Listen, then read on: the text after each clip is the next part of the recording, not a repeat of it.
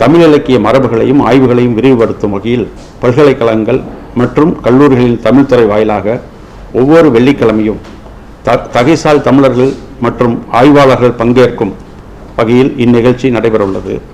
இத்தொடர் நிகழ்வின் முதல் நிகழ்ச்சியாக 2025ஆம் ஆண்டு ஆகஸ்ட் 22ஆம் நாள் இன்று வெள்ளிக்கிழமை காலை 11 மணிக்கு உலக தமிழராட்சி நிறுவனத்தின் பேரறிஞர் அண்ணா கருத்தரங்க கூட்டத்தில் நடைபெறவுள்ளது. தமிழ்நாட்டில் உள்ள அனைத்து பல்கலைக்கழகங்களின் தமிழ்துறை வாயிலாகவும் இந்நிகழ்ச்சி காணொலியாக ஒளிபரப்பாகும்.